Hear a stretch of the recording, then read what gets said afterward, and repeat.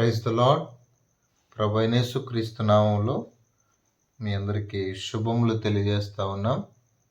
మా ప్రియమైన దేవుని బిడ్డలారా, బాగున్నారా? చాలామంది ప్రార్థన అవస్థలు కోరుతున్నారు. మీ అందరి కొరకు తప్పక ప్రార్థన చేస్తాం. అన్నయ్య, మా కుటుంబాల కొరకు ప్రార్థించండి, మా ఫైనాన్షియల్ ప్రాబ్లమ్స్ కొరకు ప్రార్థించండి, మా వివాహాల కొరకు ప్రార్థించండి అని కోరుతున్న వారు లేకపోలేదు, ఉన్నారు.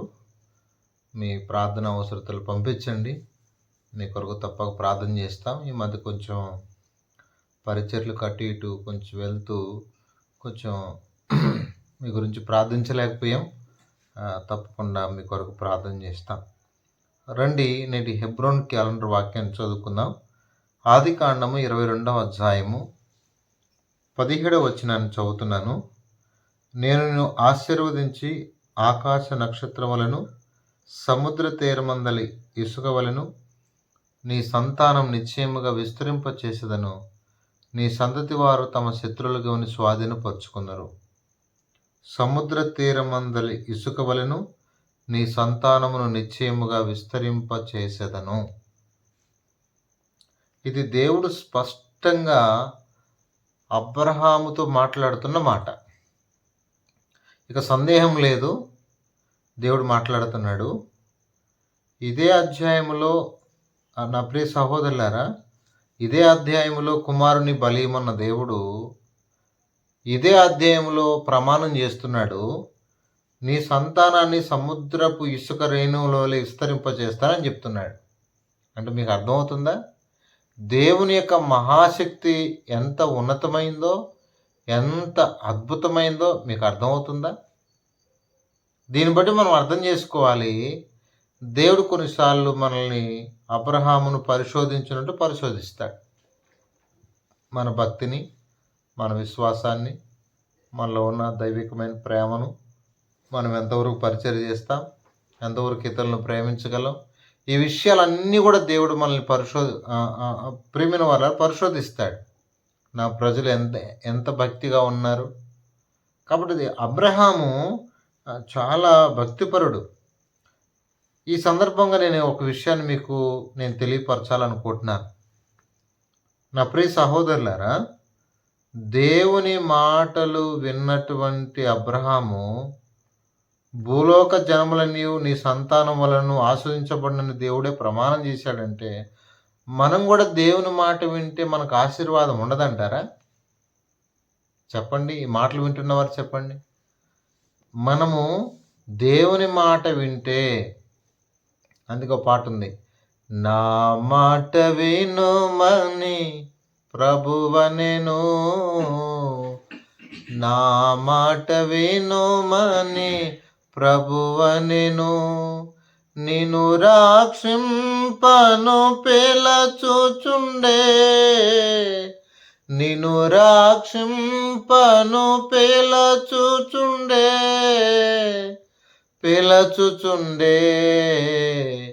నా మాట వినుమని ప్రభువనెను. కాబట్టి దేవుని మాట వింటే మన జీవితాలు ధన్యమవుతాయి. అబ్రహాము దేవుని మాట విన్నాడు. అబ్రహాము దేవునికి భయపడ్డాడు. అబ్రహాము దేవుని చిత్తాన్ని చేయడానికి ఇష్టపడ్డాడు. అబ్రహాము దేవుడు ఎటు వెళ్ళమంటే అటు వెళ్తున్నాడు, ఏమి చేయమంటే అది చేస్తున్నాడు, ఎక్కడ ప్రార్థన చేయమంటే అక్కడ ప్రార్థన చేస్తున్నాడు, ఎక్కడ బలిపీఠం కట్టమంటే అక్కడ బలిపీఠం కడుతున్నాడు, ఏ మార్గాన్ని వెళ్ళమంటే ఆ మార్గాన్ని వెళ్తున్నాడు, ఏ స్థలం తీసుకోవాలంటే ఆ స్థలం తీసుకుంటున్నాడు, ఏ వైపు వెళ్ళమంటే ఆ వైపు వెళ్తున్నాడు. ఇంకా చాలదా దేవుడు దీవించడానికి, దేవుడు గణపరచడానికి ఇంకా చాలదా? అయితే నేను ఈ సందర్భంగా మీకు ఒక అద్భుతమైన విషయం చెప్పాలనుకుంటున్నాను. ఏంటి అంటే, సముద్ర తీరమందలి ఇసుక వలెను నీ సంతానమును నిశ్చయముగా విస్తరింపచేసేదను అని అబ్రహాముతో ఊరకనే చెప్పాడా? అబ్రహాము దానికి ఎంత కట్టుబడి ఉన్నాడు. నెహెమ్యా గ్రంథంలో ఉంది, అబ్రహాము నమ్మకమైన మనస్సు గలవాడని దేవుడు ఎరిగాడట. అబ్రహాము ఎలాంటి వాడంట? నమ్మకమైన మనసు గలవాడు. నిజంగా చాలా అద్భుతమైన వాడు, చాలా నమ్మకస్తుడు అబ్రహాం. అబ్రహాం గురించి బైబిల్ చెప్తుంది ఒక ప్రవక్త అని. అబ్రహాం గురించి బైబిల్ చెప్తుంది ఒక మంచి ప్రార్థనాపరుడని. అబ్రహాం గురించి బైబిల్ చెప్తుంది ఇలా చెప్పుకుంటూ వెళ్తే ఒక మంచి పరిచారకుడిగా మనం అబ్రహామును చూస్తాం. ఆత్మల పట్ల భారం కలిగిన వాడిగా చూస్తాం. పరలోకం గురించి చింత కలిగిన వాడిగా చూస్తాం. పునాదులు గల పట్టణం కొరకు ఎదురు చూసేవాడిగా చూస్తాం. సరే, అయితే ఇక్కడ ఎన్ని మాట్లాడుకోవడం కంటే నేను మరొక మాట మీకు అద్భుతమైన మాట చెప్పాలనుకుంటున్నాను. దేవుడు పిలిచినప్పుడు ఆ పిలుపుకి ఎంతో లోపడ్డాడు.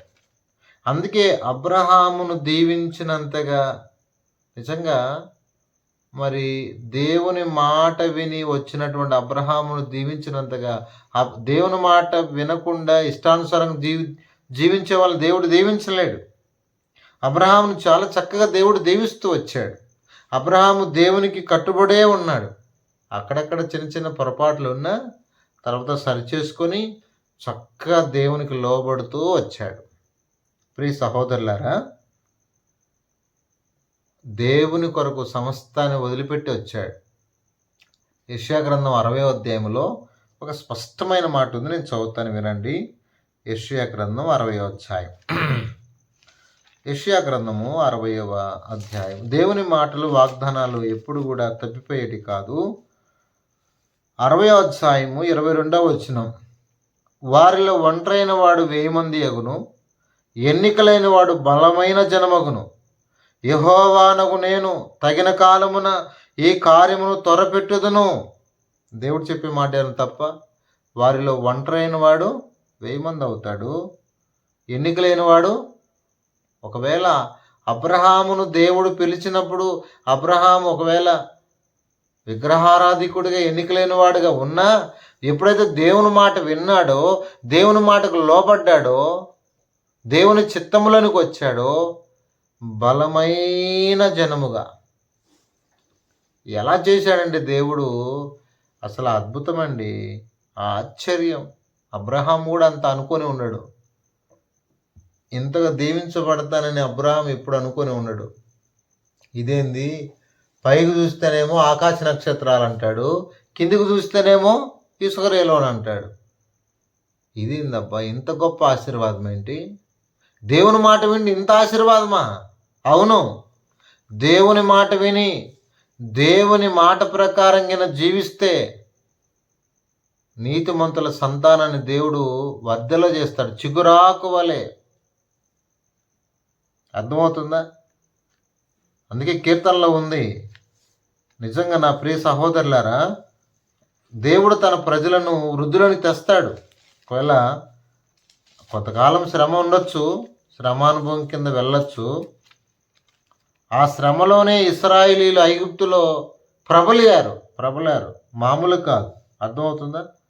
దేవుడు తన ప్రజలను 92వ కీర్తన, 92వ కీర్తన, మన ఎడల ఆయనకున్న ఉద్దేశం. 92వ కీర్తన, నా ప్రియ సహోదరులారా, ఎంత మంచి ఉద్దేశం కలిగి ఉన్నాడో నేను చదువుతున్నాను వినండి. 4వ వచనం. ఎందుకనగా యెహోవా నీ కార్యము చేత నీవు నన్ను సంతోషపరుచున్నావు, నీ చేతి పనులు బట్టి నేను చేయించున్నాను. యెహోవా నీ కార్యములు ఎంత దొడ్డవి, నీ ఆలోచనలు అతి గంభీరములు. పశుప్రాయులు వాటిని గ్రహింపరు, అవివేకులు వివేచింపరు అంటూ అంటూ ఏమన్నాడంటే, నా ప్రియ సహోదరులారా, అంటూ కిందికి రాగానే రండి చదువుతున్నాను. 12వ వచనం చదువుతున్నాను. నీతిమంతులు ఖర్జూర వృక్షం వల్ల మూవేదురు, లెబానోను మీద దేవదారు వృక్షం వల్ల వారు ఎదుగుదురు. యెహోవా మందిరంలో నాటబడిన వారై వారు మన దేవుని ఆవరణములు వర్ధిల్లుదురు. ముసలితనమందు ఇక్క చిగురు పెట్టుచుందురు, సారము కలిగి పచ్చగా ఉంటారు. ఎలా ఉంటారట? దేవుని కొరకు, దేవుని మీద ఆధారపడుతున్నవాడు పచ్చగా, అద్భుతంగా. నా ప్రియ సహోదరులారా, అబ్రహామును చూస్తే ఇప్పుడు ఎలా ఉన్నాడు? పచ్చగా, ఎంత అద్భుతంగా ఉన్నాడు, అనేకులకి ఆశీర్వాదకరంగా. ఆయన తలుచుకుంటే బతికేయచ్చు. నా మాటలు వింటే బతుకుతాడని చెప్పిన ప్రభు భక్తుల జీవితాలు చదివినప్పుడు, విన్నప్పుడు మన జీవితాలు ధన్యమైపోతాయి. తలంచుకుంటున్నప్పుడు. అర్థమైందా? కాబట్టి నేను ముగిపోతున్నాను. చాలా జాగ్రత్తగా మనం ఆలకించాలి. ఈ భూమి మీద దేవుని కొరకు మనం ఒంటరైనా పర్లేదు. ఒంటరిగానే ఉన్నాడు. లోతు కూడా విడిచిపెట్టి వెళ్ళిపోయాడు. ఒంటరి వాడే. భయపడద్దు. కులంలో నుంచి వెలివేస్తామంటారు. అన్నిటిలోంచి నిన్ను వెలివేస్తామంటారు. భయపడద్దు. నువ్వు ఎక్కడి నుంచైతే వచ్చావో, ఎక్కడి నుంచైతే యేసుప్రభుని నమ్ముకున్నావో, ఏ మాటను బట్టి అయితే యేసుప్రభు దగ్గరికి రాగలుగుతూ వచ్చావో, ఆ మాటను గట్టిగా పట్టుకో. ప్రభు అంచెలంచెలుగా నిన్ను దేవుడు ఎక్కలేనంత ఎత్తైన కొండ మీదకి ఎక్కిస్తాడు. దేశం యొక్క ఉన్నత స్థలం మీదకి నిన్ను ఎక్కిస్తాడు. గుర్తుపెట్టుకో, ఒంటరైన యేసేపుని దేవుడు వదిలిపెట్టలేదు. సింహాసనం మీద కూర్చోబెట్టాడు. ఒంటరైనటువంటి దానియేలు సింహాల గుహలను కూర్చోబెట్టలేదు దేవుడు, పైన కూర్చోబెట్టాడు. అర్థమవుతుందా? ఒంటరైనటువంటి ఇలా బైబిల్లో ఎంతోమంది వారి జీవితంలో ఒంటరి అయినప్పటికీ కూడా దావీదు ఒంటరిగానే ఉన్నాడు. ఎవరు తోడలేరు. దేవుడు సింహాసనం మీద కూర్చోబెట్టాడు. వారిలో ఒంటరైన వాడు బలమైన జనముగా, ఎంతో ఉన్నతమైన వారుగా, ఎన్నికలేని వాడిగా ఉన్నాడు దావీదు. ఎన్నికలేని వాడిగా ఉన్నాడు. ఆ ఎన్నికలేని వాడిని దేవుడు ఎంత అద్భుతంగా హెచ్చించాడు. ఈరోజు నా ప్రియ సహోదరులారా, గుర్తుపెట్టుకోండి, ఈరోజు ఏదో భౌతికంగా వృద్ధి కొరకు కాదు, అనేక ఆత్మలను సంపాదించేవాడిగా ప్రభు నిన్ను సిద్ధపరచును గాక. అనేకుల్ని నరకం నుండి తప్పించడానికి, అగ్నిగుండానికి వెళ్తున్నారు అనేక మంది. అనేకుల్ని కాపాడే సాధనముగా ప్రభు నిన్ను వాడుకుంటాడు. ఆ రోజు అబ్రహాము లోతు కొరకు ఎంత ప్రార్థన చేశాడు. లోతును తప్పించాలని, లోతు కుటుంబం కాపాడబడాలని ఎంత ప్రార్థన చేశాడు.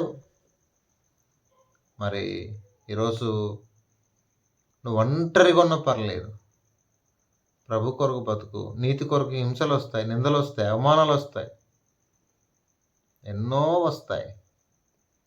నేను రక్షించబడిన తొలినాళ్ళలో అప్పుడు ఒక ఒంటరి వాడిని. నా తల్లి రక్షించబడింది, నాకేం తెలియదు. ఒంటరి వాడిని. నేను నిజం చెప్తున్నాను, అబద్ధం ఆడలేదు ప్రభునందు. అప్పుడు ఒంటరి వాడిని నేను. మా వాళ్ళకి ఏం తెలియదు. యేసుప్రభు అంటే ఏం తెలియదు. యేసుప్రభు అంటే ఏం తెలియదండి. అదేదో వాళ్ళ దేవుడు అనుకునేవాళ్ళు, తెలియక అనుకునేవాళ్ళు. ఎంతో బాధ పెట్టారు, ఎంతో ఇబ్బంది పెట్టారు. ఆ రోజు ఒక్కనే కావచ్చు, ఈరోజు నా వెనుక చాలా సమూహం ఉంది, అది నాకు తెలుసు. నా రక్త సంబంధికులు, బంధువులు అనేక మంది మారుమనసు పొందారు, ప్రభువుని తెలుసుకున్నారు. ఎంత ఆనందం నాకు, ఎంత సంతోషం. ఆ రోజు ఎందుకు పుట్టాను ఈ కుటుంబంలోని నా కుటుంబం గురించి అనుకున్నాను, బాధపడ్డాను. పరిస్థితులు అలా వచ్చాయి, ఇబ్బంది పడ్డాను. అయితే ప్రియ సహోదరులారా, దేవుడు నన్ను వదిలిపెట్టలేదు. ఆయన నన్ను ఒంటరిగా విడిచిపెట్టలేదు. నువ్వు ప్రభు కొరకు రాగలిగితే, ఒక అడుగు వేస్తే నీ కొరకు 10 అడుగులు వేస్తాడు ఆయన. రూతు మోయాబును వదిలిపెట్టడానికి ఇష్టపడింది. ఎంత దీవించబడిందో తెలియదా? నిజంగా ఎంత దీవించబడిందో, ఎంత హెచ్చించబడిందో, ఎంత కనికరించబడిందో అర్థం కావట్లేదా? ఆ లోకమును, లోకాశలను వదిలిపెట్టి ఎప్పుడైతే దేవుని కొరకు జీవించడానికి వచ్చిందో, ఈ సమయంలో ఒంటరిగా వచ్చినప్పటికీ ఈరోజు ప్రభంజనంగా మారిపోయింది. ఒంటరిగానే వచ్చింది. భర్త లేడు, చనిపోయాడు. అత్త ఉన్నారు, వృద్ధాప్యంలో ఉంది. బోయేజు లాంటి భర్త వస్తాడని ఎప్పుడైనా ఊహించిందా? ఈరోజు చాలామందికి చింతలు ఉన్నాయి. పెళ్ళి కాదేమో, ఉద్యోగం రాదేమో. అర్థమైందా? మేము దేవుని అనవసరంగా నమ్ముకున్నాం, మాకు మంచి సంబంధాలు వచ్చేటట్టు లేవు. ప్రార్థన చేయి, ప్రభు నడిపిస్తాడు. ప్రార్థన చేయి. మొత్తతుల్యమైన ఆ గర్భాన్ని తెరిచి ఇస్సాకునిచ్చిన దేవుడు, ఆ ఇస్సాకును సముద్రపు ఇసుక రేణువుల వలె దీవించిన దేవుడు మరి మనల్ని దీవించడా? ఎందుకని? అలా ఎందుకు ఆలోచిస్తాం మనం? మన దేవుడు జీవం కలిగినవాడు. కాబట్టి అబ్రహామును ఈరోజు ఇజ్రాయెల్ దేశం ఎంతగా దీవించబడడానికి కారణం అబ్రహాం. అర్థమవుతుందా? అంటే మనుషుడు మూలంగా ఉన్నాడు, ఆధారంగా ఉన్నాడు. దేవుడు అయినప్పటికీ అంటే ఒక మనిషిని దేవుడు ఆధారం చేసుకుంటాడు. దావీదు నిమిత్తం ఈ మందిరాన్ని నేను కాపాడుతానన్నాడు. అర్థమవుతుందా? కాబట్టి ఈ భూమి మీద జాగ్రత్తగా ముందుకు వెళ్దాం. ప్రభు కొరకు ఒంటరైనా పర్లేదు, మనల్ని దేవుడు బలమైన జనముగా, ఒంటరైన వాడు 1000 మందిగా అధికంగా ప్రభు మనల్ని సిద్ధపరచుటకు ప్రభు మనకు సహాయం చేయనుగాక. అబ్రహామును దీవించిన దేవుడు, అబ్రహామును వర్ధిల్ల చేసిన దేవుడు, అబ్రహామును ఆస్వాదించిన దేవుడు మనల్ని కూడా అలాంటి ఆశీర్వాదంతో నింపునుగాక. ప్రార్థన చేస్తాం. పరిశుద్ధుడైన తండ్రి, కృపగలిగిన దేవ, స్తోత్రాలు. మీ ప్రియకుమారుడు మా రక్షకుడైన యేసుక్రీస్తు నామములో మిమ్మల్ని స్తుతిస్తున్నాను. ఇంతవరకు మాతో మాట్లాడుతూ వచ్చినందుకై స్తోత్రాలు. మా జీవితాల్లో నువ్వు ఘనమైన కార్యం చేసే దేవుడు. అబ్రహాంలో ఉన్న మంచి సుగుణాలు ఎన్నో ఉన్నాయి తండ్రి. నా ప్రభు నీకు లోబడ్డాడు, నీకు భయపడ్డాడు, నేను నీ మాటకు ఎదురు చెప్పలేదు, సంపూర్ణంగా నీకు లోబడ్డాడు, నీకు తను అర్పించుకున్నాడు. ఆయన నా ప్రభు నీ కొరకు ఏమైనా చేయడానికి త్యాగ సహితమైన వాడు. అందుబడి స్తుతిస్తున్నాం. నీ మాట విని నా ప్రభు తన సమస్తాన్ని విడిచిపెట్టినవాడు, తన కుమారుని ఇవ్వడానికి ఇష్టపడినవాడు. అందరిని బడి స్తోత్రాలు. అయితే ఈ సమయంలో ప్రభువా ఆయన మా పరమ తండ్రి మిమ్మల్ని స్తుతిస్తున్నాం. నాయన నీ కొరకు ఒంటరిగా ఎక్కడికి రావడానికైనా సిద్ధపడ్డాడు.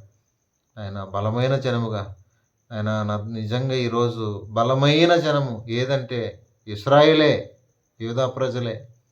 నిజంగా ఎంత దీవించావు ప్రభా ఆ తరాన్ని. మేము నీ మాట విని నీ కొరకు జీవించుటకు మాకు కూడా సహాయం చేయండి. మా ప్రియులందరికీ అట్టి కృపను దయచేయమని. అన్నయ్య మా కొరకు ప్రార్థించండి అన్నయ్య అని చాలామంది కోరుతున్నారు. మల్లీశ్వరి కూడా కోరింది, మరి ఇంకా కొంతమంది కోరుతున్నారు. ప్రియులందరికీ జ్ఞాపకం చేసుకొని ఆదరించమని యేసు పరిశుద్ధ నామములో ప్రార్థన చేసి అడిగి వేడుకుంటున్నాం తండ్రి. ఆమేన్.